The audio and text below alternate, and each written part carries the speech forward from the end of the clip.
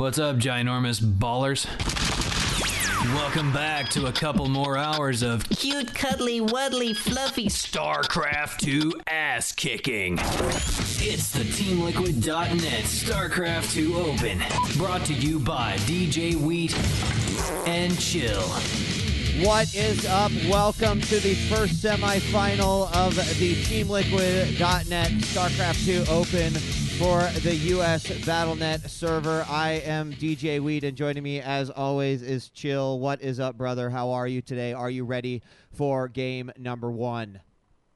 You know, when I woke up, I felt pretty bad today, but I think what they say is true. Coffee and StarCraft cures all, because I've got the replay number one loaded, and I am really excited to see what happens today in this event.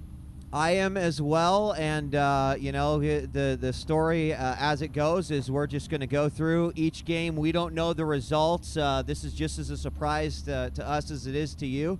And we're going to have a quick countdown, and that's when we'll synchronize the game and go ahead and get started. And our first matchup is going to be between Select and Sjow. And I was informed that both these guys from Team Dignitas, according to a source via Skype. So thank you, source via Skype. For that information. It does look like Select is going to be the P and Sjow will be the Zerg, and I wasn't aware of that. So Chill, if you are ready, then I am ready. Let's do this. All right, well, here we go. The countdown in 5, 4, 3, 2, 1, go.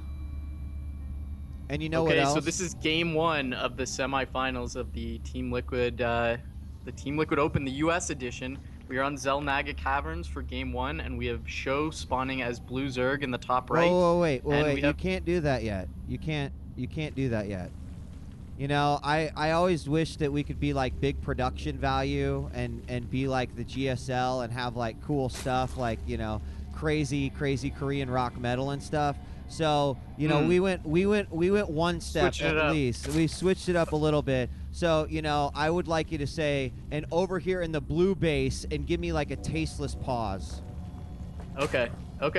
So this is game one of the Team Liquid Open. This is the 5-12. This is the round of 4, the semifinals.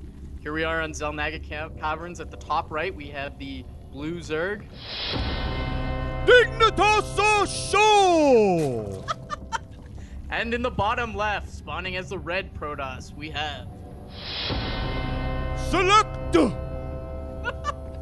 And, you know, when this replay loaded up, a lot of people, the first thing they said is, what the hell, why is Select Protoss and why is Sjow Zerg?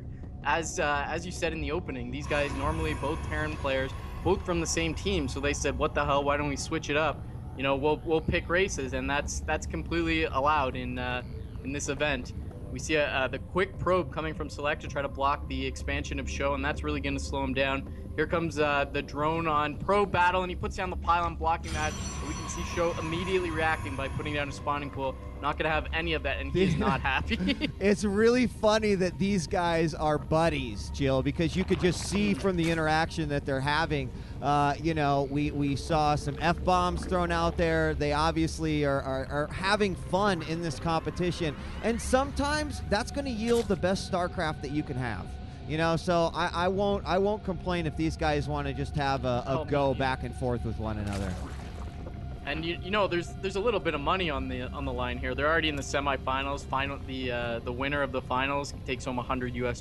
That's nothing to laugh at. So I'm going to be interested to see if they stick with this when they're down a game, or if it quickly reverts in game 3 if we get there to a Terran versus Terran match. All right, well, so we're going to, I don't know what they're going to do. I doubt they're going to feel comfortable in the finals going at it. I'm sure this is a one-shot thing. In fact, game 2 could be TVT, guys. Who knows? But right now, the Zerg is going to have a little bit of a disadvantage here. He's going to have to get rid of that pylon. And over here, that's kind of perfect for Select, because he's got his forge down up front. He's got a fast expand going on. The first Zerglings are going to come out, and they aren't going to do anything right here. So he's also got his pool down like right next to his geyser, which is a little interesting. Yeah, but it looks like it might cause a little delay. There, If I it would was one guess. one matrix to the left, I think it would be fine, but it doesn't look like it's going to be fine there. I So maybe maybe some experience from Sjow. Yeah, and over here we got a faraway expansion from Sjow, and I've seen this work before, so we'll just have to see what happens. If the Protoss decides to just chill back here, and look, one single Zergling is fighting the good fight here against this Nexus, and this cannon is just barely out of range, and so the probes are going to come up and try to get the job done. But so far, I don't know if I'm seeing advanced Zerg tactics here, to be completely honest with you. Jill. We'll have to see what happens. Second queen coming out, and now we see the drones coming out of that north geyser. And oh my God, look at this one taking a swing around those top three minerals, and now going back. So he's got to take care of that real quick. And the other thing that inexperience is showing here is Select choosing to go for a fast expansion here. You know, on Zelnaga Caverns, that's really dangerous. If we look at how big the natural expansion is, there's a lot of room to come in on the east side here with roaches and hydras and harass the probe line.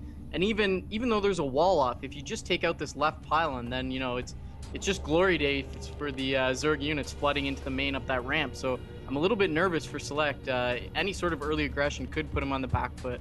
It is hard, and as Zerg, like, that's one of the best paths in the game. You know, going back here, hiding behind the grass. It's amazing what you can do, morphing into a few banelings and then just going in there. It doesn't matter if there's a cannon there or not.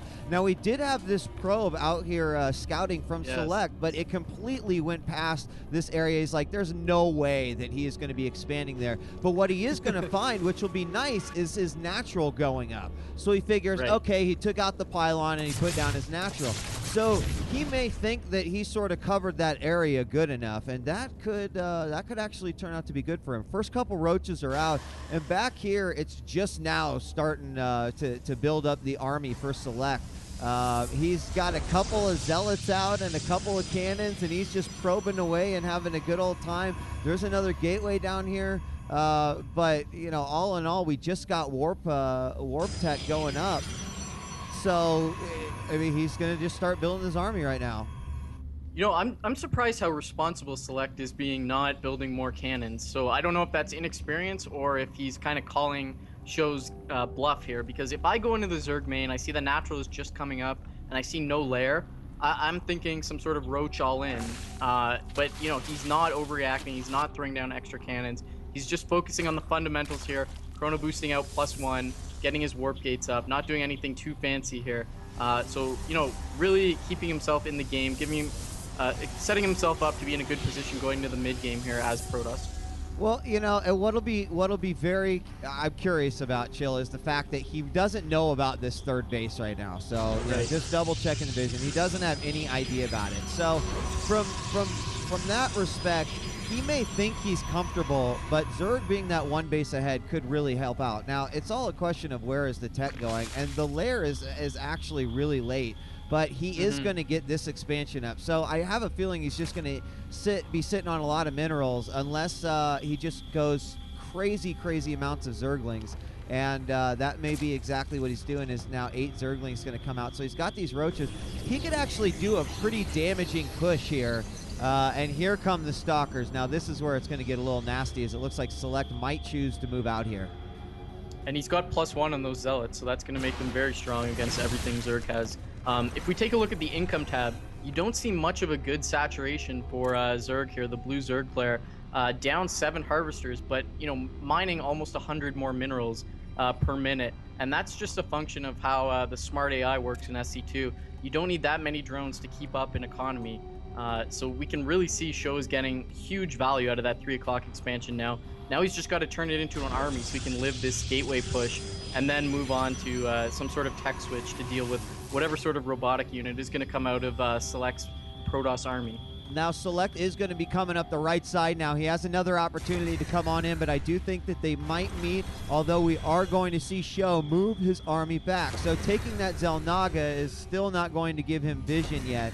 But eventually, if he just went over to that side, he might find it. Instead, he's going to choose to go for the gold, which right now, with with the amount of gateway units he has, I do feel like he's probably comfortable enough knowing that I can probably survive a push here. However, look at all these Zerglings that have come out here and are moving up to the Xel'Naga Watchtower. They could go in for a push here, but not a whole lot of roaches to support. This could be damaging.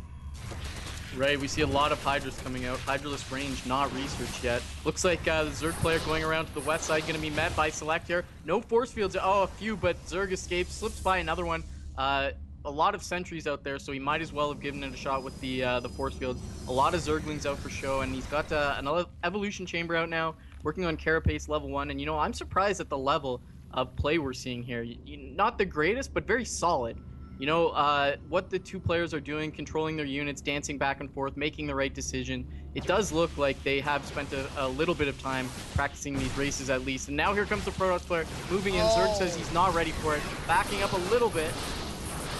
Yeah, and then he just decides to go on in. Force fields go down, which are perfectly put, but the Protoss is going to choose to not give up more units than he has to, and I think that's smart. He's got a good amount of Stalkers right now, but the problem is all those Zerglings that are coming out. He does wall them off with the Zealots. Here comes some more Hydralisk for support, and this group is going to be pushed all the way back, so some great control there by the Zerg. He may put his spawning pool down right there, but you just never know what that does to a player. And he did handle his army really well. He also had the benefit of all those Hydras just popping at a very good time. And right. the other interesting thing is that he's going to really need to get, he's got a good income, obviously, in terms of minerals. But look at this. He's got no other